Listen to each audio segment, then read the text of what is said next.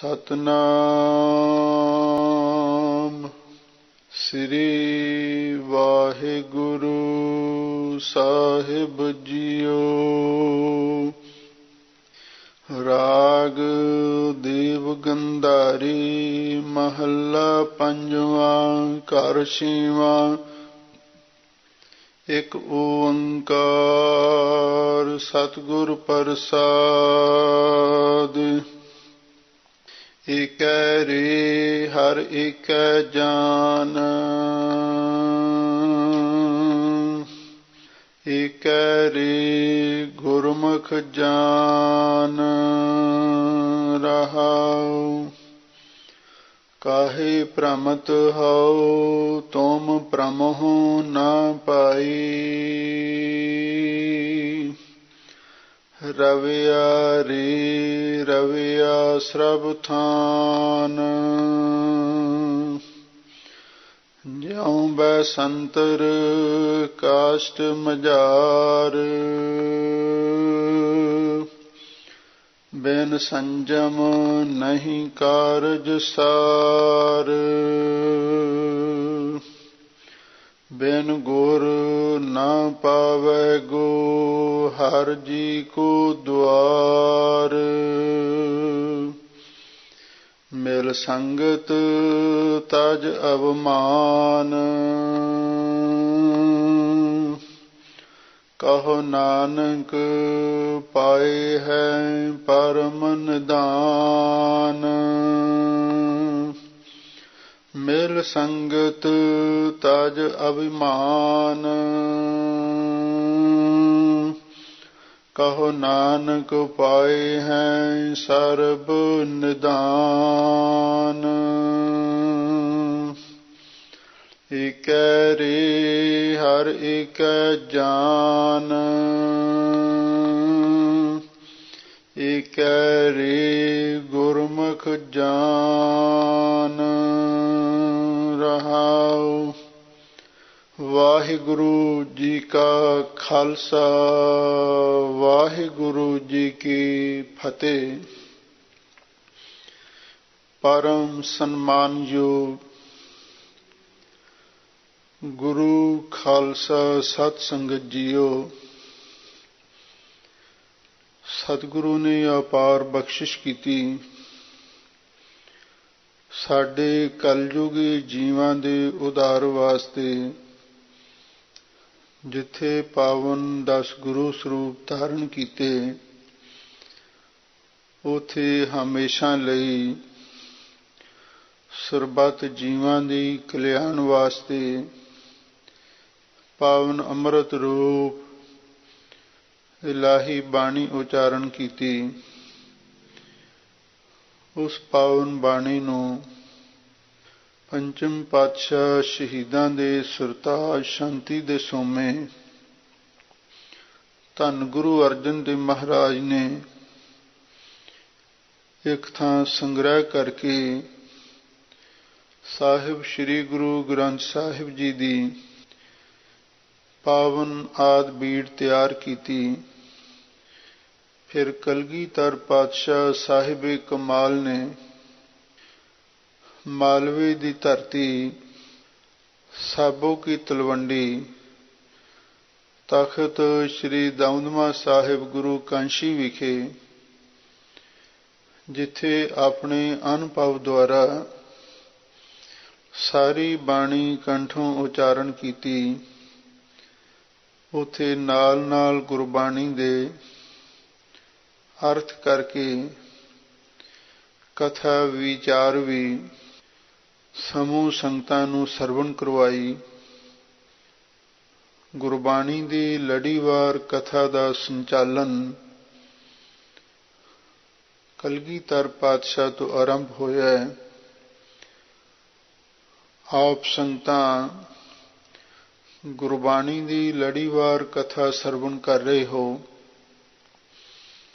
इस वक्त राग देव गंधारी अंदर कथा चल रही है। पंजवें पातशाह धन गुरु अर्जन देव महाराज दे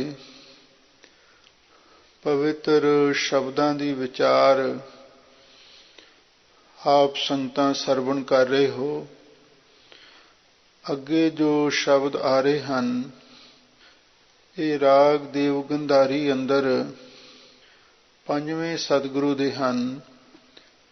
ਘਰ ਛੇਵੇਂ ਘਰ ਸੁਰਤਾਲ ਦੇ ਵਿੱਚ ਇਹਨਾਂ ਨੂੰ ਗਾਇਨ ਕੀਤਾ ਹੈ। ਆਰੰਭ ਦੇ ਵਿੱਚ ਮੰਗਲਾਚਰਨ ਕਰਦੇ ਹਨ। ਉਹ ਅਕਾਲ ਪੁਰਖ ਵਾਹਿਗੁਰੂ ਇੱਕ ਅਦਵੈਤ ਸਰੂਪ ਹੈ। ਓਂਕਾਰ ਸਾਰਿਆਂ ਦਾ ਪ੍ਰਕਾਸ਼ਕ, ਸਤ ਨਾਸ ਤੋਂ ਰਹਿਤ, ਗੁਰ ਪ੍ਰਸਾਦ ਉਹ ਗੁਰੂ ਦੀ ਮਿਹਰ ਨਾਲ ਮਿਲਦਾ ਹੈ। ਧੰਨ ਗੁਰੂ ਅਰਜਨ ਦੇਵ ਮਹਾਰਾਜ ਦੇ ਚਰਨਾਂ ਵਿੱਚ ਗੁਰਸਿੱਖਾਂ ਨੇ ਬੇਨਤੀ ਕੀਤੀ, ਸੱਚੇ ਪਾਤਸ਼ਾਹ ਸਾਨੂੰ ਕਿਰਪਾ ਕਰਕੇ ਇਹ ਦੱਸੋ, ਰੱਬ ਇੱਕ ਹੈ ਕਿ ਦੋ ਹਨ, ਜਾਂ ਦੋ ਤੋਂ ਵੀ ਵਧੇਕ ਹਨ? ਕਿਉਂਕਿ ਜਦੋਂ ਦੂਸਰੇ ਹੋਰ ਧਰਮਾਂ ਦੀ ਵਿਚਾਰ ਕੀਤੀ ਜਾਂਦੀ ਹੈ, ਹਿੰਦੂ ਧਰਮ ਨੇ ਦੋ ਰੂਪ ਮੰਨੇ ਹਨ, ਇੱਕ ਨਿਰਗੁਣ ਹੈ, ਦੂਜਾ ਸਰਗੁਣ ਹੈ। ਇੱਕ ਪਾਸੇ ਸਤਜੁਗ ਹੈ, ਦੂਜੇ ਪਾਸੇ ਕਲਯੁਗ ਹੈ। ਅਤੇ ਇਸਲਾਮ ਧਰਮ ਦੇ ਵਿੱਚ ਵੀ ਇੱਕ ਪਾਸੇ ਖੁਦਾ ਹੈ, ਦੂਜੇ ਪਾਸੇ ਸ਼ੈਤਾਨ ਦੀ ਹੋਂਦ ਨੂੰ ਵੀ ਮੰਨਿਆ ਗਿਆ ਹੈ। ਕੀ ਮਹਾਰਾਜ ਉਸ ਅਕਾਲ ਪੁਰਖ ਵਾਹਿਗੁਰੂ ਪਰਮੇਸ਼ਰ ਦਾ ਕੋਈ ਸ਼ਰੀਕ ਵੀ ਹੈ? ਤਾਂ ਸਾਹਿਬ ਸਤਿਗੁਰੂ ਸੱਚੇ ਪਾਤਸ਼ਾਹ ਨੇ ਇਸ ਪਾਵਨ ਪਵਿੱਤਰ ਸ਼ਬਦ ਦੇ ਅੰਦਰ ਜੋ ਗੁਰਮਤਿ ਦਾ ਅਦਵੈਤ ਸਿਧਾਂਤ ਹੈ, ਇੱਕ ਓਂਕਾਰ ਮੰਨਣ ਦਾ, ਉਹ ਸਾਨੂੰ ਦ੍ਰਿੜ ਕਰਵਾ ਰਹੇ ਹਨ।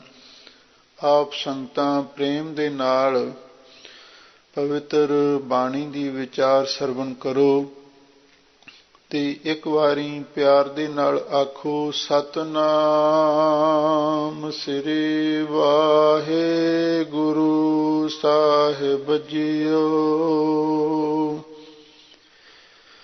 ਏਕੈ ਰੇ ਹਰਿ ਏਕੈ ਜਾਨ, ਏਕੈ ਰੇ ਗੁਰਮੁਖ ਜਾਨ ਰਹਾਉ। ਹੇ ਭਾਈ, ਉਹ ਅਕਾਲ ਪੁਰਖ ਵਾਹਿਗੁਰੂ ਇੱਕ ਹੈ। ਉਸ ਵਰਗਾ ਹੋਰ ਕੋਈ ਦੂਸਰਾ ਨਹੀਂ ਹੈ। ਇੱਕ ਪਾਸੇ ਬ੍ਰਹਮ ਹੈ, ਦੂਜੇ ਪਾਸੇ ਮਾਇਆ ਹੈ। ਇੱਕ ਪਾਸੇ ਰੱਬ ਹੈ, ਦੂਸਰੇ ਪਾਸੇ ਸ਼ੈਤਾਨ ਹੈ। ਪਰ ਸਤਿਗੁਰੂ ਕਹਿੰਦੇ ਨਹੀਂ, ਏਕੈ ਰੇ ਹਰਿ ਏਕੈ ਜਾਨ। ਗੁਰਮੁਖੋ, ਉਹ ਅਕਾਲ ਪੁਰਖ ਵਾਹਿਗੁਰੂ ਪਹਿਲਾਂ ਵੀ ਇੱਕ ਸੀ, ਹੁਣ ਵੀ ਇੱਕ ਹੈ, ਹਮੇਸ਼ਾ ਲਈ ਇੱਕ ਹੋਵੇਗਾ। ਏਕੈ ਜਾਨ, ਉਹਨੂੰ ਇੱਕ ਕਰਕੇ ਹੀ ਜਾਣਨਾ ਚਾਹੀਦਾ ਹੈ। ਤੇ ਮਹਾਰਾਜ ਉਸ ਦਾ ਗਿਆਨ ਕਿਵੇਂ ਪ੍ਰਾਪਤ ਹੋ ਸਕਦਾ ਹੈ? ਏਕੈ ਰੇ ਗੁਰਮੁਖ ਜਾਨ। ਹਜ਼ੂਰ ਫਰਮਾਉਂਦੇ ਹਨ, ਹੇ ਭਾਈ, ਉਸ ਇੱਕ ਅਕਾਲ ਪੁਰਖ ਵਾਹਿਗੁਰੂ ਪਰਮੇਸ਼ਰ ਨੂੰ ਗੁਰਮੁਖ ਜਾਨ ਗੁਰੂ ਦੀ ਕਿਰਪਾ ਦੁਆਰਾ ਜਾਣੀਦਾ ਹੈ। ਜੇ ਤੂੰ ਵੀ ਜਾਣਨਾ ਚਾਹੁੰਦਾ ਹੈ, ਗੁਰਮੁਖ ਗੁਰੂ ਦੀ ਕਿਰਪਾ ਦੁਆਰਾ ਹੀ ਉਸ ਨੂੰ ਤੂੰ ਜਾਣ ਸਕਦਾ ਹੈ। ਰਹਾਉ ਵਿਸਰਾਮ ਦੇ ਕੀ ਅੱਗੇ ਫਰਮਾਉਂਦੇ ਹਨ, ਕਾਹੇ ਪ੍ਰਮਤ ਹਉ ਤੁਮ ਪ੍ਰਮਹੁ ਨਾ ਭਾਈ, ਰਵਿਆ ਰੇ ਰਵਿਆ ਸਰਬ ਥਾਨ। ਵਿਸਰਾਮ ਦੇ ਕੀ ਹਜ਼ੂਰ ਅੱਗੇ ਫਰਮਾਉਂਦੇ ਹਨ, ਸਤਿਗੁਰੂ ਦੇ ਚਰਨਾਂ ਵਿੱਚ ਜਗਿਆਸੂਆਂ ਨੇ ਸਵਾਲ ਕੀਤਾ, ਮਹਾਰਾਜ ਫਿਰ ਸਾਨੂੰ ਕਿਰਪਾ ਕਰਕੇ ਇਹ ਦੱਸੋ, ਉਹ ਵਾਹਿਗੁਰੂ ਹੈ ਕਿੱਥੇ? ਤਾਂ ਇਹਦਾ ਜਵਾਬ ਸਤਿਗੁਰੂ ਦਿੰਦੇ ਹਨ, ਕਾਹੇ ਪ੍ਰਮਤ ਹੋ ਤੁਮ ਪ੍ਰਮਹੁ ਨਾ ਪਾਈ। ਹੇ ਭਾਈ, ਤੁਸੀਂ ਕਾਹਦੇ ਲਈ ਜੰਗਲਾਂ ਦੇ ਵਿੱਚ, ਪਹਾੜਾਂ ਦੇ ਵਿੱਚ ਭਟਕਦੇ ਫਿਰਦੇ ਹੋ? ਨਾ ਭਟਕੋ। ਕਿਉਂ? ਰਵਿਆ ਰੇ ਰਵਿਆ ਸਰਬ ਥਾਨ। ਉਹ ਅਕਾਲ ਪੁਰਖ ਵਾਹਿਗੁਰੂ ਪਰਮੇਸ਼ਰ, ਹੈ ਭਾਈ, ਇੱਥੇ ਵੀ ਪਰਿਪੂਰਨ ਹੋ ਰਿਹਾ ਹੈ ਤੇ ਰਵਿਆ ਸਰਬ ਥਾਨ, ਸਾਰੇ ਅਸਥਾਨਾਂ ਤੇ ਉਹ ਅਕਾਲ ਪੁਰਖ ਵਾਹਿਗੁਰੂ ਹੀ ਵਸ ਰਿਹਾ ਹੈ। ਕਿ ਸਰਬੱਤਰ ਦੇਸੈ, ਕਿ ਸਰਬੱਤਰ ਭੇਸੈ, ਕਿ ਸਰਬੱਤਰ ਕਾਲੈ, ਕਿ ਸਰਬੱਤਰ ਪਾਲੈ। ਹੁਣ ਉਹ ਅਕਾਲ ਪੁਰਖ ਵਾਹਿਗੁਰੂ ਤਾਂ ਸਰਬ ਥਾਂ ਵਿਆਪਕ ਹੈ ਤੇ ਸਰਬ ਕਾਲ ਵਿਆਪਕ ਹੈ, ਤੇ ਤੁਸੀਂ ਉਸ ਨੂੰ ਬਾਹਰ ਭਾਲਦੇ ਫਿਰਦੇ ਹੋ। ਕਾਹਦੇ ਲਈ ਭਟਕਦੇ ਫਿਰਦੇ ਹੋ? ਨਾ ਭਟਕੋ, ਉਹ ਵਾਹਿਗੁਰੂ ਤੇ ਤੁਹਾਡੇ ਅੰਦਰ ਵਸ ਰਿਹਾ ਹੈ, ਸਭ ਥਾਵਾਂ ਤੇ ਵਸ ਰਿਹਾ ਹੈ। ਤੇ ਮਹਾਰਾਜ ਫਿਰ ਸਾਨੂੰ ਦਿਸਦਾ ਕਿਉਂ ਨਹੀਂ? ਜਿਉਂ ਬੈ ਸੰਤਰ ਕਾਸ਼ਟ ਮਝਾਰ, ਬਿਨ ਸੰਜਮ ਨਹੀਂ ਕਾਰਜ ਸਾਰ। ਹਜ਼ੂਰ ਕਹਿੰਦੇ ਜਿਵੇਂ ਸਾਰੀ ਬਨਸਪਤੀ ਵਿੱਚ ਅੱਗ ਹੈ। ਬੈਸੰਤਰ ਕਹਿੰਦੇ ਨੇ ਅੱਗ ਨੂੰ, ਕਾਸ਼ਟ ਕਹਿੰਦੇ ਨੇ ਲੱਕੜ ਨੂੰ। ਜਿਵੇਂ ਲੱਕੜ ਵਿੱਚ ਅੱਗ ਹੁੰਦੀ ਹੈ, ਪਰ ਹੁੰਦੀ ਹੈ ਗੁਪਤ। ਜਿਉਂ ਬੈਸੰਤਰ ਕਾਸ਼ਟ ਮਝਾਰ, ਜਿਵੇਂ ਅੱਗ ਦੇ ਵਿੱਚ ਸਾਮਾਨ ਅਗਨੀ ਪ੍ਰੋਖ ਰੂਪ ਹੋ ਕੇ ਵਰਤਦੀ ਹੈ, ਪਰ ਹਜ਼ੂਰ ਕਹਿੰਦੇ ਨੇ ਇਸੇ ਤਰ੍ਹਾਂ ਉਹ ਵਾਹਿਗੁਰੂ ਗੁਪਤ ਰੂਪ ਹੋ ਕੇ ਸਾਡੇ ਅੰਦਰ ਵਰਤ ਰਿਹਾ ਹੈ। ਬਿਨ ਸੰਜਮ ਨਹੀਂ ਕਾਰਜ ਸਾਰ, ਬਿਨਾਂ ਸੰਜਮ ਯੁਕਤੀ ਤੋਂ ਉਹ ਲੱਕੜ ਵਿੱਚੋਂ ਅੱਗ ਪ੍ਰਗਟ ਨਹੀਂ ਹੁੰਦੀ ਤੇ ਨਾ ਹੀ ਸਾਡੇ ਕਾਰਜ ਸਵਾਰ ਸਕਦੀ ਹੈ। ਇਸੇ ਤਰ੍ਹਾਂ ਉਹ ਅਕਾਲ ਪੁਰਖ ਵਾਹਿਗੁਰੂ ਸਾਡੇ ਅੰਦਰ ਗੁਪਤ ਰੂਪ ਹੋ ਕੇ ਵਸ ਰਿਹਾ ਹੈ, ਪਰ ਬਿਨਾਂ ਸੁਰਤ ਸ਼ਬਦ ਦੇ ਸੁਮੇਲ ਤੋਂ, ਬਿਨਾਂ ਨਾਮ ਦੀ ਕਮਾਈ ਤੋਂ ਉਹ ਵਾਹਿਗੁਰੂ ਪ੍ਰਗਟ ਨਹੀਂ ਹੁੰਦਾ ਤੇ ਨਾ ਹੀ ਸਾਡੇ ਕਾਰਜ ਸਵਾਰ ਸਕਦਾ ਹੈ। ਬਿਨ ਗੁਰ ਨਾ ਪਾਵੈ ਗੋ, ਹਰ ਜੀ ਕੋ ਦੁਆਰ। ਧੰਨ ਗੁਰੂ ਅਰਜਨ ਦੇਵ ਮਹਾਰਾਜ ਸੱਚੇ ਪਾਤਸ਼ਾਹ ਫਰਮਾਉਂਦੇ ਨੇ, ਬਿਨਾਂ ਗੁਰੂ ਦੀ ਕਿਰਪਾ ਤੋਂ ਕੋਈ ਵੀ ਉਸ ਵਾਹਿਗੁਰੂ ਪਰਮੇਸ਼ਰ ਜੀ ਦੇ ਦੁਆਰ ਨੂੰ, ਸੱਚਖੰਡ ਦਰਬਾਰ ਨੂੰ ਨਹੀਂ ਕੋਈ ਪ੍ਰਾਪਤ ਕਰ ਸਕਦਾ। ਗੁਰੂ ਦੀ ਕਿਰਪਾ ਦੁਆਰਾ ਹੀ ਉਸ ਵਾਹਿਗੁਰੂ ਦੇ ਦਰ ਘਰ ਦੀ ਸੋਝੀ ਪ੍ਰਾਪਤ ਹੋ ਸਕਦੀ ਹੈ। ਗੁਰੂ ਦੀ ਕਿਰਪਾ ਤੋਂ ਬਿਨਾਂ ਉਸ ਵਾਹਿਗੁਰੂ ਜੀ ਦਾ ਦਰ ਘਰ ਕੋਈ ਵੀ ਨਹੀਂ ਪ੍ਰਾਪਤ ਕਰ ਸਕੇਗਾ। ਮਿਲ ਸੰਗਤ ਤਜ ਅਵਮਾਨ, ਕਹੋ ਨਾਨਕ ਪਾਏ ਹੈ ਪਰਮ ਨਿਧਾਨ। ਫਿਰ ਮਹਾਰਾਜ ਸਾਨੂੰ ਦੱਸੋ ਉਸ ਦੀ ਪ੍ਰਾਪਤੀ ਕਿਵੇਂ ਹੋ ਸਕਦੀ ਹੈ? ਤਾਂ ਹਜ਼ੂਰ ਕਹਿੰਦੇ ਨੇ, ਮਿਲ ਸੰਗਤ ਤਜ ਅਵਮਾਨ। ਗੁਰੂ ਦੀ ਸੰਗਤ ਨਾਲ ਮਿਲ ਕੇ ਹੰਕਾਰ ਛੱਡ ਦਿਓ।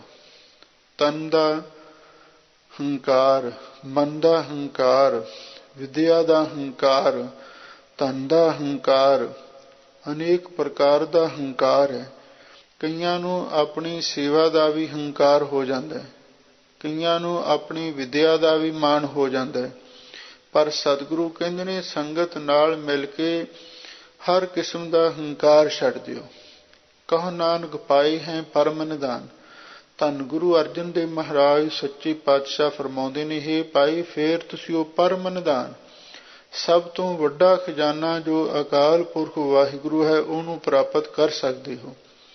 ਕਿਉਂਕਿ ਹੰਕਾਰ ਹੀ ਇੱਕ ਐਸੀ ਦੀਵਾਰ ਹੈ, ਹਰ ਜੀਉ ਹੰਕਾਰ ਨਾ ਭਾਵੇ, ਵੇਦ ਕੂਕ ਸੁਣਾਵੇ।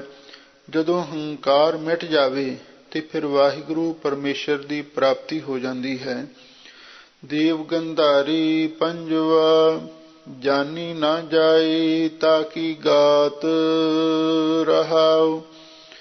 ਧੰਨ ਗੁਰੂ ਅਰਜਨ ਦੇਵ ਮਹਾਰਾਜ ਦੇ ਚਰਨਾਂ ਵਿੱਚ ਗੁਰਸਿੱਖਾਂ ਨੇ ਬੇਨਤੀ ਕੀਤੀ।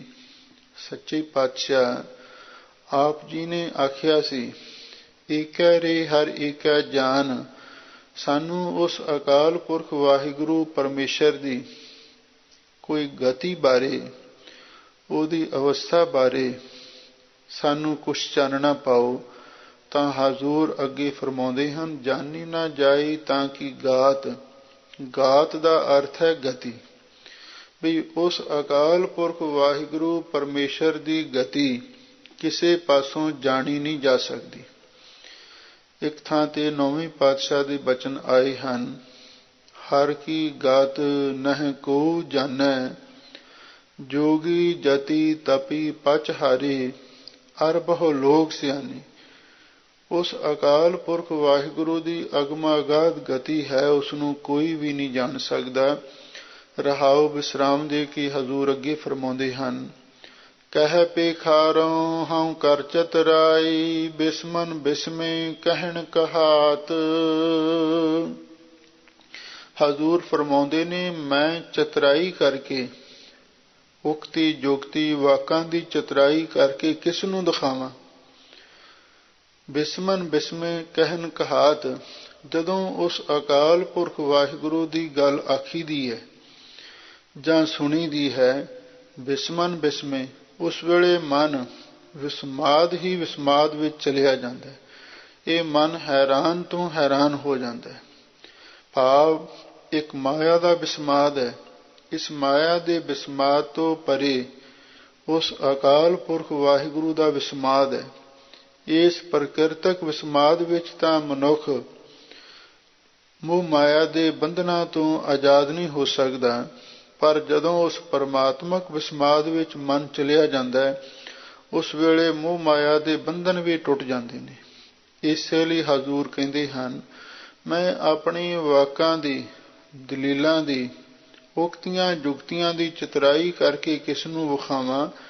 ਜਦੋਂ ਵੀ ਉਸ ਵਾਹਿਗੁਰੂ ਪਰਮੇਸ਼ਰ ਦੀ ਗੱਲ ਕਰਦੇ ਹਾਂ ਜਾਂ ਸੁਣਦੇ ਹਾਂ, ਕਹਿੰਦੇ ਜਾਂ ਕਹਾਉਂਦੇ ਹਾਂ, ਉਸ ਵੇਲੇ ਮਨ ਪਹਿਲਾਂ ਪ੍ਰਕਿਰਤਕ ਵਿਸਮਾਦ ਵਿੱਚ ਲੀਨ ਹੋਇਆ, ਮਨ ਸੋਇਆ ਮਾਇਆ ਵਿਸਮਾਦ, ਫਿਰ ਉਸ ਪਰਮਾਤਮਾ ਦੇ ਵਿਸਮਾਦ ਵਿੱਚ ਲੀਨ ਹੋ ਜਾਂਦਾ ਹੈ।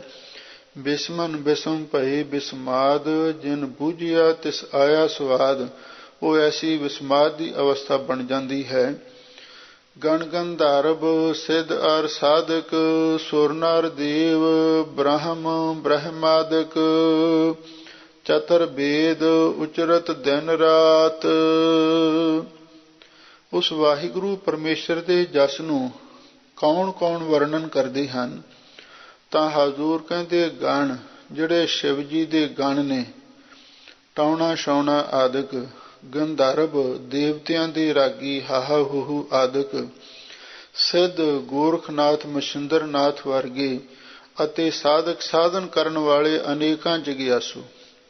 ਇੱਥੇ ਹੀ ਬਸਨੀ ਸੁਰ ਨਰ ਦੇਵ, ਸੁਰ ਦੇਵਤੇ ਨਰ ਮਨੁੱਖ, ਤੇ ਦੇਵ ਜਿਹੜੇ ਦਿਓ ਹਨ, ਰਾਖਸ਼ ਹਨ, ਉਹ ਵੀ ਵਾਹਿਗੁਰੂ ਦੇ ਜਸ ਨੂੰ ਗਾਉਂਦੇ ਹਨ।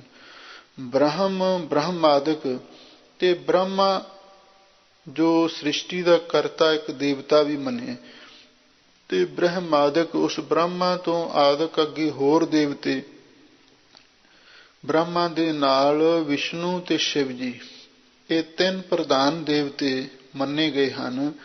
ਇਹ ਸਾਰੇ ਵਾਹਿਗੁਰੂ ਦਾ ਜਸ ਕਰਦੇ ਹਨ। ਇੱਥੋਂ ਤੱਕ ਚਤੁਰ ਵੇਦ ਉਚਰਤ ਦਿਨ ਰਾਤ, ਜਿਹੜੇ ਚਾਰੇ ਵੇਦ ਨੇ, ਸ਼ਿਆਮ ਵੇਦ ਰਿਗ ਜੁਜਰ ਅਥਰਵਨ, ਇਹ ਦਿਨ ਰਾਤ ਵਾਹਿਗੁਰੂ ਦੇ ਜਸ ਨੂੰ ਉਚਾਰਨ ਕਰਦੇ ਹਨ। ਚਤੁਰ ਵੇਦ ਤੋਂ ਮੁਰਾਦ ਹੈ ਚਾਰੇ ਵੇਦਾਂ ਦੇ ਬਖਤੇ, ਅਥਵਾ ਜਿਨ੍ਹਾਂ ਰਿਸ਼ੀਆਂ ਨੇ ਵੇਦ ਰਚੇ, ਉਹ ਸਾਰੇ ਦੇ ਸਾਰੇ ਦਿਨ ਰਾਤ ਵਾਹਿਗੁਰੂ ਦਾ ਜਸ ਉਚਾਰਨ ਕਰਦੇ ਹਨ। ਫਿਰ ਉਹ ਕੀ ਆਖਦੇ ਹਨ, ਆਗਮ ਆਗਮ ਠਾਕੁਰ ਆਗਾਦ, ਗੁਣ ਬੇਅੰਤ ਬੇਅੰਤ ਭਨ ਨਾਨਕ, ਕਹਿਣ ਨ ਜਾਈ ਪਰੈ ਪਰਾਤ।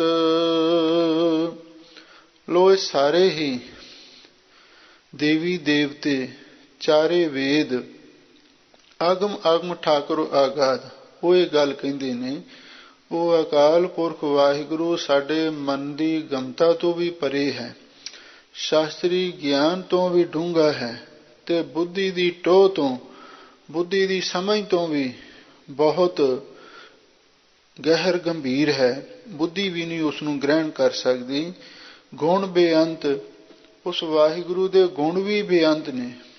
ਤੇਰੇ ਕਵਣ ਕਵਣ ਗੁਣ ਕਹਿ ਕਹਿ ਗਾਵਾਂ, ਤੂੰ ਸਾਹਿਬ ਗੁਣੀ ਨਿਧਾਨਾ, ਤੁਮਰੀ ਮਹਿਮਾ ਬਾਰਨ ਨ ਸਾਕੋਂ, ਤੂੰ ਠਾਕੁਰ ਊਚ ਭਗਵਾਨਾ।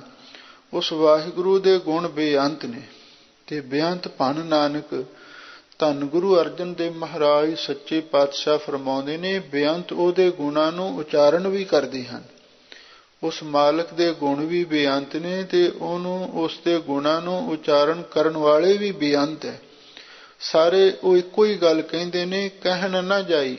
ਉਸ ਵਾਹਿਗੁਰੂ ਦੇ ਬੇਅੰਤ ਗੁਣ ਬਿਆਨ ਨਹੀਂ ਕੀਤੇ ਜਾ ਸਕਦੇ। ਜਿਹਵਾ ਏਕ ਕਵਨ ਗੁਣ ਕਹੀਐ, ਬੇਸ਼ੁਮਾਰ ਬੇਅੰਤ ਸੁਆਮੀ, तेरो अंत न किन्ही लही है। परै प्रात उस वाहिगुरु परमेश्वर दे गुण परे तो परे, भाव उस वाहिगुरु दे गुणां दा शुमार कोई नहीं कर सकदा। परे तो परे, ਅੱਗੇ ਤੋਂ ਅੱਗੇ ਹੋਰ ਬੇਅੰਤ ਗੁਣ ਉਹਦੇ ਵਿੱਚ ਮੌਜੂਦ ਹਨ। ਦੇਵ ਗੰਧਾਰੀ ਮਹੱਲਾ ਪੰਜਵਾਂ। ਧਿਆਏ ਗਾਏ ਕਰਨੈ ਹਾਰ। ਲਓ ਹੁਣ ਅੱਗੇ ਧੰਨ ਗੁਰੂ ਅਰਜਨ ਦੇਵ ਮਹਾਰਾਜ ਫਿਰ ਦੇਵ ਗੰਧਾਰੀ ਰਾਗ ਦੇ ਅੰਦਰ ਹੀ ਪਾਵਨ ਪਵਿੱਤਰ ਉਪਦੇਸ਼ ਬਖਸ਼ਿਸ਼ ਕਰਦੇ ਹਨ। ਧਿਆਏ ਗਾਏ ਕਰਨੈ ਹਾਰ। ਹਾਜ਼ੂਰ ਕਹਿੰਦੇ ਨੇ ਉਹ ਕਰਨੈ ਹਾਰ, ਉਹ ਵਾਹਿਗੁਰੂ ਪਰਮੇਸ਼ਰ ਸਿਰਜਣਹਾਰ ਨੇ, ਸਾਰੇ ਸੰਸਾਰ ਨੂੰ ਪੈਦਾ ਕਰਨ ਵਾਲੇ ਨੇ। ਤੇ ਆਏ ਗਾਏ, ਅਸੀਂ ਉਹਨਾਂ ਦਾ ਆਪਣੀ ਰਸਨਾ ਤੋਂ ਵੀ ਜਸ ਗਾਇਆ ਹੈ ਤੇ ਨਾਲ ਮਨ ਦੁਆਰਾ ਵੀ ਉਸ ਵਾਹਿਗੁਰੂ ਜੀ ਨੂੰ ਧਿਆਇਆ ਹੈ, ਚੇਤੇ ਕੀਤਾ। ਤੇ ਆਏ ਗਾਏ ਕਰਨੈ ਹਾਰ, ਅਸੀਂ ਉਹ ਸਿਰਜਣਹਾਰ ਵਾਹਿਗੁਰੂ ਜੀ ਨੂੰ ਰਸਨਾ ਦੁਆਰਾ ਵੀ ਗਾਇਨ ਕੀਤਾ ਹੈ ਤੇ ਮਨ ਦੁਆਰਾ ਵੀ ਉਸ ਨੂੰ ਧਿਆਇਆ ਹੈ। ਭਾਉ ਨਾਹੀ ਸੁਖ ਸਹਿਜ ਆਨੰਦਾ, ਅਨਕ ਉਹੀ ਰੇ ਏਕ ਸਮਾਰ ਰਹਾਉ।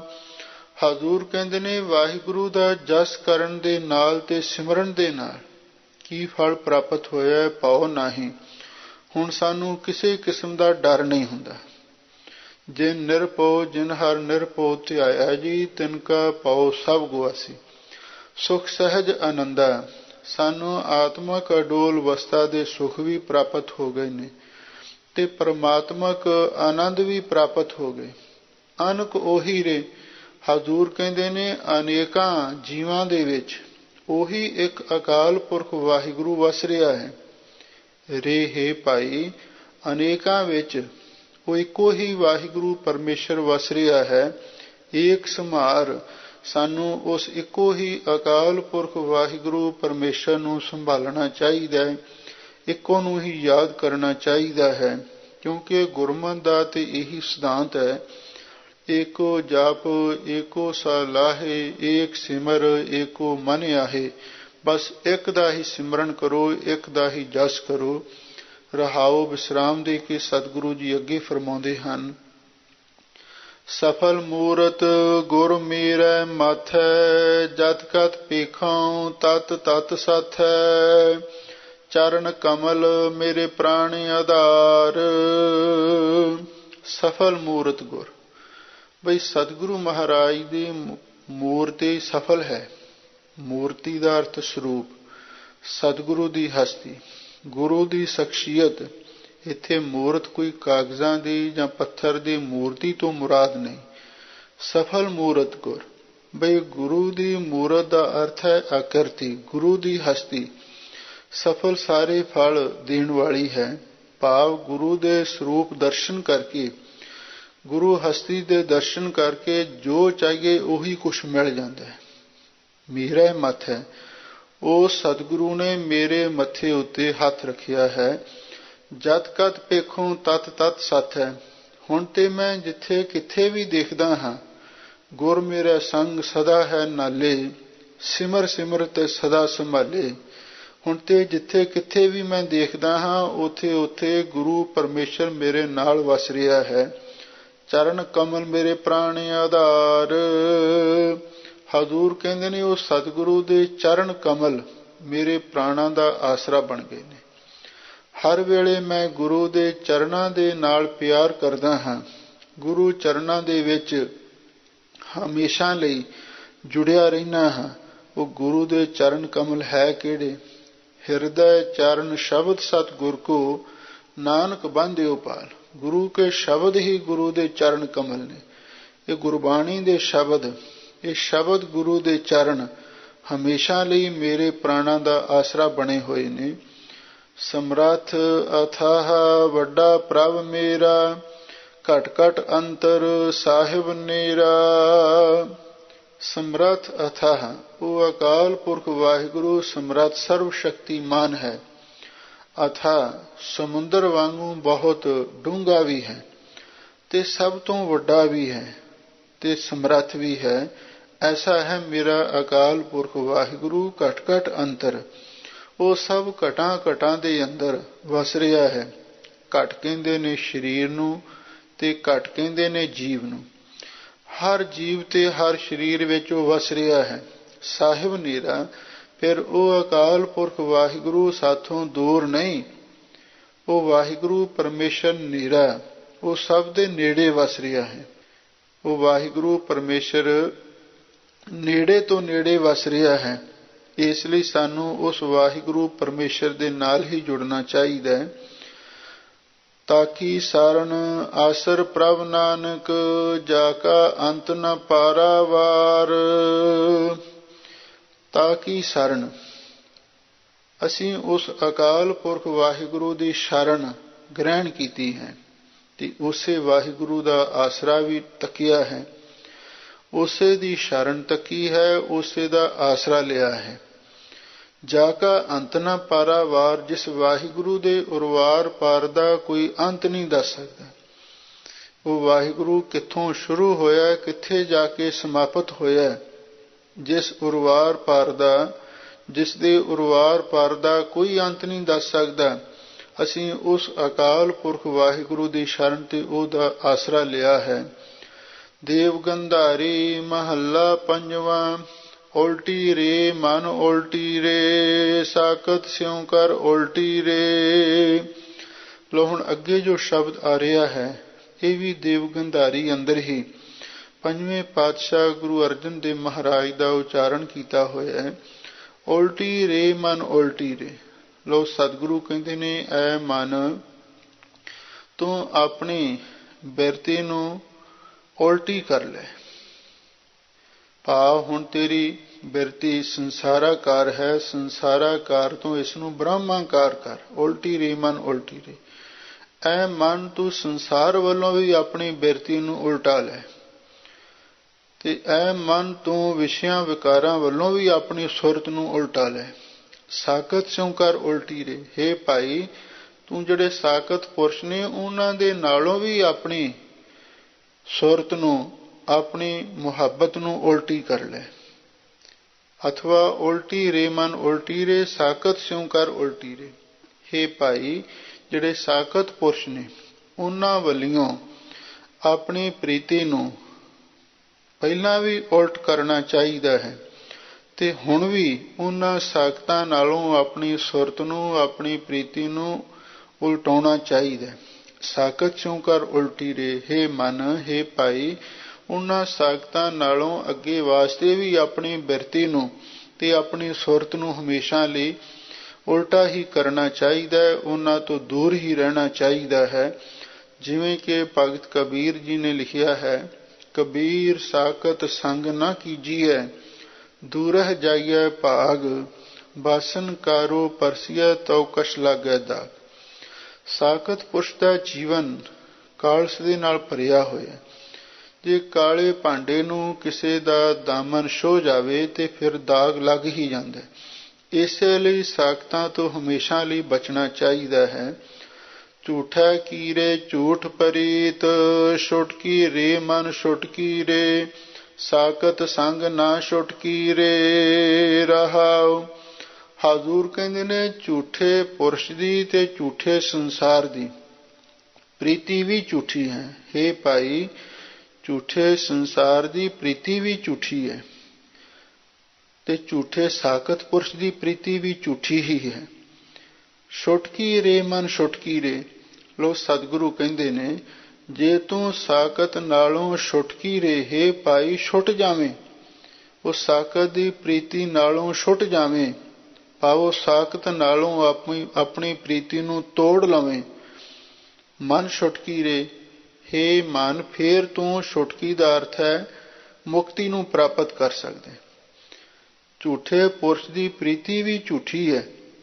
ਹੇ ਮਨ ਜੇ ਉਹ ਪ੍ਰੀਤੀ ਛੁਟਕੀ ਦਾ ਅਰਥ ਛੁੱਟ ਜਾਵੇ ਤਾਂ ਹੀ ਤੈਨੂੰ ਛੁਟਕੀ ਦਾ ਅਰਥ ਮੁਕਤੀ ਪ੍ਰਾਪਤ ਹੋ ਸਕਦੀ ਹੈ। ਸਾਕਤ ਸੰਗ ਨਾ ਛੁਟਕੀ ਰੇ। ਪਰ ਯਾਦ ਰੱਖ ਐ ਮਨ ਸਾਕਤਾਂ ਦੀ ਸੰਗਤ ਕਰਕੇ ਤੂੰ ਕਦੇ ਵੀ ਮੋਹ ਮਾਇਆ ਤੋਂ ਛੁੱਟ ਨਹੀਂ ਸਕੇਗਾ। ਹਾਂ ਜਦੋਂ ਉਹਨਾਂ ਵੱਲੋਂ ਪ੍ਰੀਤੀ ਤੋੜ ਦੇਵੇਂਗਾ, ਉਹਨਾਂ ਵੱਲੋਂ ਤੇਰੀ ਪ੍ਰੀਤੀ ਟੁੱਟ ਜਾਵੇਗੀ, ਫਿਰ ਮੋਹ ਮਾਇਆ ਵੱਲੋਂ ਵੀ ਤੇਰੀ ਪ੍ਰੀਤ ਟੁੱਟ ਜਾਵੇਗੀ ਤੇ ਫਿਰ ਅੱਗੇ ਛੁਟਕੀ ਦਾ ਅਰਥ ਮੁਕਤੀ ਵੀ ਤੈਨੂੰ ਪ੍ਰਾਪਤ ਹੋ ਸਕਦੀ ਹੈ। ਰਹਾਉ ਵਿਸਰਾਮ ਦੇ ਕੇ ਹਜ਼ੂਰ ਅੱਗੇ ਫਰਮਾਉਂਦੇ ਹਨ, ਜਿਉ ਕਾਜਰ ਪਰ ਮੰਦਰ ਰਾਖਿਓ, ਜੋ ਪੈਸੈ ਕਾਲੂ ਖੀਰੇ। ਲੋ ਹੁਣ ਸਤਿਗੁਰੂ ਅੱਗੇ ਉਦਾਹਰਣ ਦਿੰਦੇ ਹਨ, ਜਿਵੇਂ ਕੋਈ ਮੰਦਰ ਦਾ ਅਰਥ ਹੈ ਘਰ, ਜਿਵੇਂ ਕਿਸੇ ਘਰ ਨੂੰ ਕੱਜਲ ਦੇ ਨਾਲ ਭਰ ਕੇ ਰੱਖਿਆ ਹੋਵੇ। ਜੋ ਪੈਸਾ ਕਾਲੂ ਖੀਰੇ, ਜਿਹੜਾ ਉਹਦੇ ਵਿੱਚ ਪੈਸੇ ਦਾ ਅਰਥ ਪ੍ਰਵੇਸ਼ ਹੁੰਦਾ ਹੈ, ਉਸ ਕੱਜਲ ਦੇ ਭਰੇ ਕੋਠੇ ਵਿੱਚ, ਮੰਦਰ ਵਿੱਚ ਜਿਹੜਾ ਵੀ ਪ੍ਰਵੇਸ਼ ਹੁੰਦਾ ਕਾਲੂ ਖੀਰੇ, ਹੇ ਭਾਈ ਉਸਨੂੰ ਕਾਲਸ ਲੱਗਦੀ ਹੀ ਲੱਗਦੀ ਹੈ। ਇਸੇ ਤਰ੍ਹਾਂ ਸਾਖਤਾਂ ਦੀ ਸੰਗਤ ਇਹ ਵੀ ਕੱਜਲ ਦਾ ਕੋਠਾ ਹੈ, ਜਿਹੜਾ ਉਹਨਾਂ ਦੀ ਸੋਭਤ ਕਰੇਗਾ ਉਹਨੂੰ ਕਾਲਸ ਜ਼ਰੂਰ ਲੱਗੇਗੀ। ਦੂਰੋਂ ਹੀ ਤੇ ਭਾਗ ਗਇਓ ਹੈ, ਜਿਸ ਗੁਰ ਮਿਲ ਛੁਟਕੀ ਤ੍ਰਿਕਟੀ ਰੇ। ਲੋ ਹਜ਼ੂਰ ਕਹਿੰਦੇ ਨੇ, ਜਿਸ ਗੁਰਸਿੱਖ ਮਾਈ ਭਾਈ ਦੀ ਗੁਰੂ ਦੇ ਨਾਲ ਮਿਲ ਕੇ ਤ੍ਰਿਕਟੀ ਛੁਟਕੀ ਦਾ ਅਰਥ ਖੁੱਲ ਗਈ ਹੈ। ਜਿਹੜੇ ਤ੍ਰਿਕਟੀ ਸ਼ਬਦ ਹੈ, ਔਰ ਇਹ ਇੱਕ ਤਾਂ ਯੋਗ ਮਤ ਅਨੁਸਾਰ ਪ੍ਰਵਟਿਆਂ ਦੇ ਵਿਚਕਾਰ ਤ੍ਰਿਕਟੀ ਹੈ, ਜਿੱਥੇ ਏੜਾ ਪਿੰਗਲਾ ਸੁਖਮਨਾ ਤਿੰਨ ਨਾੜੀਆਂ ਦਾ ਸੰਗਮ ਹੁੰਦਾ। ਜਦੋਂ ਮਨੁੱਖ ਪ੍ਰਾਣਾਯਾਮ ਕਰਕੇ ਇਸ ਤ੍ਰਿਕਟੀ ਨੂੰ ਖੋਹ ਲੈਂਦਾ ਹੈ ਤੇ ਫਿਰ ਅੱਗੇ ਦਸਵੇਂ ਦੁਆਰ ਦੇ ਵਿੱਚ ਪਹੁੰਚ ਜਾਂਦਾ ਹੈ। ਇੱਥੇ ਜਿਸ ਗੁਰਮਿਲ ਛੁਟਕੀ ਤ੍ਰਿਕਟੀ ਦੇ, ਜਿਸ ਦੀ ਗੁਰੂ ਦੇ ਮਨ ਨਾਲ ਮਿਲ ਕੇ ਇਹ ਤ੍ਰਿਕਟੀ ਖੁੱਲ ਗਈ ਹੈ, ਭਾਵ ਜਿਸਨੂੰ ਦਸਵੇਂ ਦੁਆਰ ਦੀ ਪ੍ਰਾਪਤੀ ਹੋ ਗਈ ਹੈ, ਦੂਰੋਂ ਹੀ ਤੇ ਭਾਗ ਗਏ ਹੈ।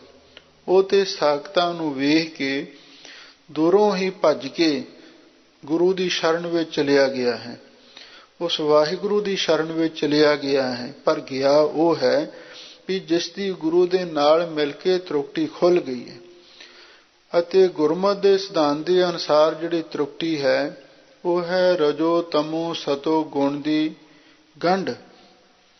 ਜਿਸ ਦੀ ਗੁਰੂ ਦੇ ਨਾਲ ਮਿਲ ਕੇ ਇਹ ਤਿੰਨ ਗੁਣਾਂ ਦੀ ਤ੍ਰਿਕਟੀ ਛੁੱਟ ਗਈ ਹੈ, ਭਾਵ ਜਿਹੜਾ ਤਿੰਨੇ ਗੁਣਾਂ ਤੋਂ ਅਤੀਤ ਹੋ ਗਿਆ ਹੈ, ਬਈ ਉਹੀ ਉਹਨਾਂ ਸਾਖਤਾਂ ਦੀ ਸੰਗਤ ਤੋਂ ਬਚਿਆ ਹੈ।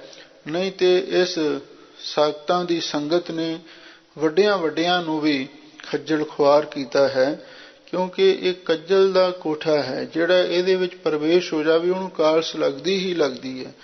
ਜਿਸ ਦੀ ਇਹ ਤਿੰਨ ਗੁਣਾਂ ਦੀ ਤ੍ਰਿਕਟੀ ਖੁੱਲ ਜਾਂਦੀ ਹੈ, ਫਿਰ ਉਹ ਦੂਰੋਂ ਹੀ ਸਾਖਤਾਂ ਤੋਂ ਭੱਜ ਕੇ ਵਾਹਿਗੁਰੂ ਦੀ ਸ਼ਰਨ ਵਿੱਚ ਚਲੇ ਗਏ, ਫਿਰ ਉਹ ਬਚ ਗਏ ਹਨ। ਮੰਗੋ ਦਾਨ ਕਿਰਪਾਲ ਕਿਰਪਾ ਨਿਧ, ਮੇਰਾ ਮੁਖ ਸਾਖਤ ਸੰਗ ਨਾ ਜੁਟ ਸੀਰੇ। ਲੋ ਹੁਣ ਵਾਹਿਗੁਰੂ ਦੇ ਚਰਨਾਂ ਵਿੱਚ ਅਰਦਾਸ ਹੈ, ਮੰਗੋ ਦਾਨ ਕਿਰਪਾਲ ਕਿਰਪਾ ਨਿਧ। ਹੇ ਕਿਰਪਾ ਦੇ ਘਰ, ਕਿਰਪਾ ਦੇ ਸਮੁੰਦਰ, ਮੈਂ ਆਪ ਜੀ ਦੇ ਪਾਸੋਂ ਇਹ ਦਾਨ ਮੰਗਦਾ ਹਾਂ। ਕਿਹੜਾ ਦਾਨ? ਮੇਰਾ ਮੁਖ ਸਾਖਤ ਸੰਗ ਨਾ ਜੁਟ ਸੀਰੇ, ਮੇਰਾ ਮੁਖ ਸਾਖਤਾਂ ਦੇ ਨਾਲ ਨਾ ਜੁੜੇ। ਹੇ ਵਾਹਿਗੁਰੂ, ਮੈਂ ਉਹਨਾਂ ਸਾਖਤਾਂ ਦੇ ਮੱਥੇ ਨਾ ਲੱਗਾ, ਮੈਨੂੰ ਉਹਨਾਂ ਸਾਖਤਾਂ ਦੇ ਦਰਸ਼ਨ ਨਾ ਹੋਣ, ਮੈਂ ਉਹਨਾਂ ਦੇ ਮੱਥੇ ਲੱਗਣ ਵਾਸਤੇ ਹੀ ਤਿਆਰ ਨਹੀਂ ਹਾਂ। ਤੇ ਫਿਰ ਚਾਹੁੰਦੇ ਕੀ ਹੋ? ਜਨ ਨਾਨਕ ਦਾਸ ਦਾਸ ਕੋ ਕਰਿਓ ਹੋ, ਮੇਰਾ ਮੂੰਡ ਸਾਧ ਪੱਗਾਂ ਹੇਠ ਰੁਲ ਸੀਰੇ। ਧੰਨ ਗੁਰੂ ਅਰਜਨ ਦੇਵ ਮਹਾਰਾਜ ਸੱਚੇ ਪਾਤਸ਼ਾਹ ਫਰਮਾਉਂਦੇ ਨੇ, ਹੇ ਵਾਹਿਗੁਰੂ ਜੀ, ਉਹਨਾਂ ਸਾਖਤਾਂ ਨਾਲੋਂ ਤਾਂ ਮੈਨੂੰ ਦੂਰ ਹੀ ਰੱਖੋ। ਹਾਂ, ਉਹਨਾਂ ਦੇ ਬਰਾਬਰ ਜਿਹੜੇ ਆਪ ਜੀ ਦੇ ਦਾਸ ਨੇ, ਮੈਨੂੰ ਉਹਨਾਂ ਦੇ ਦਾਸਾਂ ਦਾ ਦਾਸ ਬਣਾ ਦਿਓ। ਔਰ ਮੇਰੇ ਮਨ ਦੇ ਵਿੱਚ ਇੰਨੀ ਭਾਵਨਾ ਹੈ, ਇੰਨੀ ਸ਼ਰਧਾ ਹੈ, ਮੇਰਾ ਮੂੰਡ, ਮੂੰਡ ਦਾ ਅਰਥ ਹੈ ਸਿਰ, ਮੇਰਾ ਸਿਰ ਸਾਧ ਪੱਗਾਂ ਹੇਠ ਉਹਨਾਂ ਮਹਾਂਪੁਰਖਾਂ ਦੇ ਚਰਨਾਂ ਦੇ ਹੇਠਾਂ ਰੁਲ ਸੀਰੇ, ਰੁਲਦਾ ਰਵੇ। ਭਾਵ ਮੈਨੂੰ ਉਹਨਾਂ ਮਹਾਂਪੁਰਖਾਂ ਦੀ ਸੰਗਤ ਬਖਸ਼ੋ ਤੇ ਉਹਨਾਂ ਦੇ ਦਾਸਾਂ ਦਾ ਦਾਸ ਬਣਾ ਦਿਓ, ਤੇ ਮੇਰਾ ਸਿਰ ਉਹਨਾਂ ਮਹਾਂਪੁਰਖਾਂ ਦੇ ਚਰਨਾਂ ਦੇ ਹੇਠ ਹੀ ਰੁਲਦਾ ਰਵੇ। ਬਸ ਮੈਂ ਆਹ ਤੁਹਾਡੇ ਪਾਸੋਂ ਦਾਤ ਮੰਗਦਾ ਹਾਂ। ਦੇਖ ਲਓ, ਸਾਖਤਾਂ ਤੋਂ ਬਚਣ ਦੇ ਲਈ ਸਤਿਗੁਰੂ ਨੇ ਵਾਹਿਗੁਰੂ ਦੇ ਪਾਸੋਂ ਯਾਚਨਾ ਕੀਤੀ, ਹੈ ਵਾਹਿਗੁਰੂ, ਮੇਰਾ ਮੁਖ ਸਾਕਤ ਸੰਗ ਨਾ ਜੁਟ ਸੀਰੇ, ਬਈ ਸਾਕਤਾਂ ਦੇ ਮੱਥੇ ਨਾ ਮੈਨੂੰ ਲਾਵੀਂ। ਪਰ ਦੂਜੇ ਪਾਸੇ ਜਿਹੜੇ ਵਾਹਿਗੁਰੂ ਦੇ ਪਿਆਰੇ ਨੇ, ਮੈਨੂੰ ਉਹਨਾਂ ਦੇ ਦਾਸਾਂ ਦਾ ਦਾਸ ਬਣਾ ਦੇ ਤੇ ਮੇਰਾ ਸਿਰ ਉਹਨਾਂ ਦੇ ਚਰਨਾਂ ਦੇ ਹੇਠ ਰੁਲਦਾ ਰਵੇ। ਭਾਵ ਮੈਂ ਉਹਨਾਂ ਦੇ ਚਰਨਾਂ ਤੇ ਨਮਸਕਾਰ ਕਰਾਂ, ਉਹਨਾਂ ਦੀ ਚਰਨ ਧੂੜੀ ਨੂੰ ਪਰਸਦਾ ਰਵਾਂ। ਇਹਦੇ ਵਿੱਚ ਮੈਨੂੰ ਮਹਾਨ ਸ਼ਾਂਤੀ ਤੇ ਆਨੰਦ ਪ੍ਰਾਪਤ ਹੋ ਰਿਹਾ ਹੈ। ਰਾਗ ਦੇਵ ਗੰਧਾਰੀ ਮਹੱਲਾ ਪੰਜਵਾਂ, ਘਰ ਸਤਵਾਂ। ਇੱਕ ਓੰਕਾਰ ਸਤਿਗੁਰ ਪ੍ਰਸਾਦਿ, ਸਭ ਦਿਨ ਕੇ ਸਮਰੱਥ ਪੰਥ ਬਿਠਲੇ, ਹਉ ਬਲ ਬਲ ਜਾਓ। ਹੁਣ ਅੱਗੇ ਰਾਗ ਦੇਵ ਗੰਧਾਰੀ ਵਿੱਚ ਪੰਜਵੇਂ ਗੁਰਦੇਵ ਧੰਨ ਗੁਰੂ ਅਰਜਨ ਦੇਵ ਮਹਾਰਾਜ ਦਾ ਅਖੀਰਲਾ ਸ਼ਬਦ ਆ ਰਿਹਾ ਹੈ, ਘਰ ਸਤਵਾਂ। ਇਸ ਨੂੰ ਸਤਵੇਂ ਸੁਰ ਤਾਲ ਦੇ ਵਿੱਚ ਗਾਵਿਆ ਹੈ। ਇੱਕ ਓੰਕਾਰ ਸਤਿਗੁਰ ਪ੍ਰਸਾਦ। ਉਹ ਵਾਹਿਗੁਰੂ ਇੱਕ ਅਦਵੈਤ ਸਰੂਪ ਹੈ। ਓੰਕਾਰ ਸਾਰਿਆਂ ਦਾ ਪ੍ਰਕਾਸ਼ਕ, ਸਤ ਨਾਸ ਤੋਂ ਰਹਿਤ, ਗੁਰ ਪ੍ਰਸਾਦ ਉਹ ਗੁਰੂ ਦੀ ਕਿਰਪਾ ਨਾਲ ਮਿਲਦਾ ਹੈ। ਲੋ ਹਜ਼ੂਰ ਕਹਿੰਦੇ ਨੇ, ਵਾਹਿਗੁਰੂ ਦੇ ਚਰਨਾਂ ਵਿੱਚ ਅਰਦਾਸ ਬੇਨਤੀ ਹੈ, ਸਭ ਦਿਨ ਕੇ ਸਮਰੱਥ ਪੰਥ ਬਿਠਲੇ, ਹੋਂ ਬਲ ਬਲ ਜਾਓ। ਇਹ ਸਰਵ ਸ਼ਕਤੀਮਾਨ ਬਿਠਲੇ ਪਰਮੇਸ਼ਰ ਦਾ ਨਾਮ ਹੈ। ਦੱਸਦੇ ਨੇ ਬਈ ਇੱਕ ਨਰਸੀ ਭਗਤ ਹੋਇਆ ਤੇ ਉਸਨੇ ਅਕਾਲ ਪੁਰਖ ਵਾਹਿਗੁਰੂ ਪਰਮੇਸ਼ਰ ਦੀ ਆਰਾਧਨਾ ਕੀਤੀ, ਤੇ ਜਦੋਂ ਉਸ ਨੂੰ ਦਰਸ਼ਨ ਹੋਏ ਤਾਂ ਉਸ ਵੇਲੇ ਉਸਨੇ ਇੱਟ ਦਾ ਸਿਰਹਾਣਾ ਭਗਵਾਨ ਨੂੰ ਲਾਉਣ ਵਾਸਤੇ ਦਿੱਤਾ ਸੀ, ਤੇ ਉਸ ਵੇਲੇ ਉਸ ਦਾ ਨਾਮ ਬੀਠਲ ਪਿਆ। ਕਿਉਂਕਿ ਮਹਾਰਾਸ਼ਟਰ ਦੀ ਬੋਲੀ ਵਿੱਚ ਬੈਠ ਇੱਟ ਨੂੰ ਕਹਿੰਦੇ ਨੇ, ਵੀ ਇੱਟ ਦਾ ਸਿਰਹਾਣਾ ਉਸਨੇ ਲਾਇਆ ਸੀ ਤੇ ਉਸਨੂੰ ਬੀਠਲ ਆਖਿਆ ਜਾਣ ਲੱਗਾ। ਲਓ ਹੁਣ ਇੱਥੇ ਸਤਿਗੁਰੂ ਫਰਮਾਉਂਦੇ ਨੇ, ਸਭ ਦਿਨ ਕੇ ਸਮਰੱਥ ਪੰਥ ਬਿਠਲੇ। ਹੇ ਵਾਹਿਗੁਰੂ ਜੀ, ਤੁਸੀਂ ਸਰਵ ਸ਼ਕਤੀਮਾਨ ਹੋ, ਤੇ ਬਿਠਲੇ ਦਾ ਅਰਥ ਤੁਸੀਂ ਬੜੇ ਪਿਆਰੇ ਹੋ। ਸਾਰੇ ਦਿਨਾਂ ਦੇ ਭਾਵ ਸ਼ੁਰੂ ਤੋਂ ਲੈ ਕੇ ਅਖੀਰ ਤੱਕ ਤੁਸੀਂ ਹੀ ਪੰਥ ਦਾ ਅਰਥ ਹੈ, ਸਾਨੂੰ ਸਹੀ ਰਸਤਾ ਵਿਖਾਉਣ ਵਾਲੇ ਹੋ। ਹਉ ਬਲ ਬਲ ਜਾਓ। ਤੇ ਮਹਾਰਾਜ ਮੈਂ ਆਪ ਜੀ ਤੋਂ ਮਨ ਕਰਕੇ, ਬਾਣੀ ਕਰਕੇ, ਸਰੀਰ ਕਰਕੇ ਬਲਿਹਾਰ ਜਾਨਾ ਹਾਂ